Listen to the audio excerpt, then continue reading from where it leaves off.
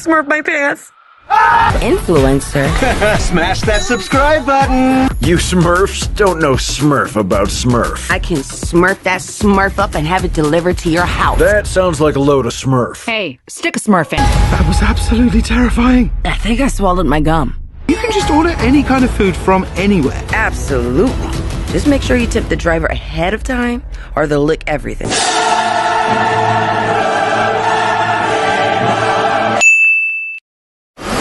Are you ready to get pumped up?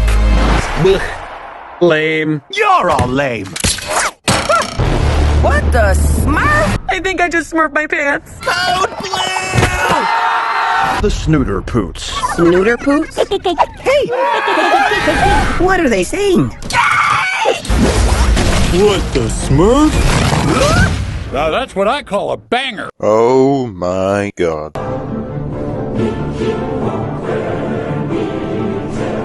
It's no secret that Paramount certainly had a unique approach to advertising their new Smurfs movie. From the horribly put together trailers to the constant advertising of the phrase Rihanna is Smurfette on every single piece of media. I don't actually hate the live action ones, I mean there is a bit of enjoyment to be had there even if they both technically suck ass. And I do actually think that The Lost Village is really underrated, like how the hell do people think this is worse than the live action ones? I don't know why they're bringing these guys back again, the closest reason I could think of is because they had a Nickelodeon show a couple years ago that was doing well, I guess, maybe? It's crazy to me that in the year of 2025 we can bully a studio into removing a Smurf from a Smurfs movie. The decision to bring them back into the real world again is baffling to me, especially considering they've already been to Paris in the second live action movie. But hey, who knows, maybe they justify it really well in the actual movie. I wouldn't know because I haven't seen it yet and I'm meant to be seeing it tomorrow as at the time I'm recording this. I mean, I kinda like what the animation is going for, going off with these trailers, and I have listened to a couple of the songs on the soundtrack, and yeah, they're alright. Casting for this movie is kind of insane because of how random it is.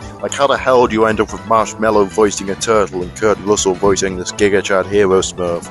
Wait, we need to talk about these character posters. Blonde hair, don't care. Whoa, that rhymes. James Gordon, doesn't say who he is. Blue Kid on the Block. John Goodman is Papa Smurf. Papa like it's hot. AP Carliak is actually a professional voice actor, so this movie got something right in the voice acting department at least. JP Carliak is Gargamel and Razamel. Double Trouble, that's not even a pun, that's just Nick Offerman is Ken. Love that Kennedy, wow, they're trying to be like the Barbie movie. Sasha Leon is Mama Poot. There it is. I don't understand any of these. Okay, I understand this one. Sandra Oh is Monkey Smurf, don't blow my cover. Alex Winter is Hefty Smurf. Do you even lift, bro? That's not a pun, that's just a stupid... Maya Erskine is Vanity Smurf. I think this movie's about me. He doesn't even voice him in the UK version, by the way. I'll get more on that later. Same goes for this guy. He's voiced by someone completely different in the UK release. Billy Lord is Worry Smurf. Why? What have you heard? That's a question, not... Zolo Maridwin, I'm so sorry. Is Brainy Smurf. Talk nerdy to me. What? Spencer X is Sound Effects Smurf. Wee woo, wee woo, wee woo. Kurt Russell is Ron. Short King. Marshmallow is Turtle. Slow your roll. Daniel Levy is Joel. He's so grin. Amy Sedaris is Jaunty. She also does voice acting too, I think. That's two things.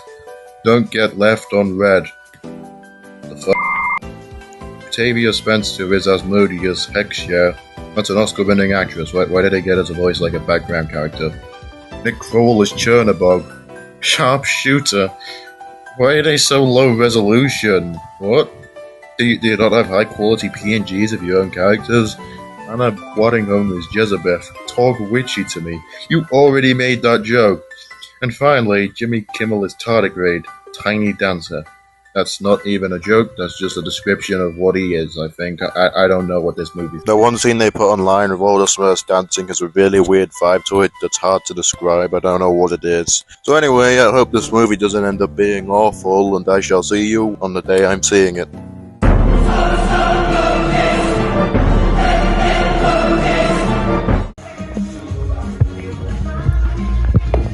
What the hell was that? Does Paramount just hate their animated movies or something? The marketing really did kind of ruin this movie, didn't it? So the story of the film kind of centered around this Smurf called No Name, who unlike every other Smurf has no character trait or personality, and most importantly, no name. There's also some lore revolving around these 4 books that Razamel really wants. One of them is sentient and voiced by Amy Sedaris. Weirdly, she addresses the audience like it's a pantomime or something. Anyway, No Name wishes that he gets magical powers, and then suddenly he does, and the reason that he has magical powers suddenly is revealed in the 3rd act, and it's kind of stupid.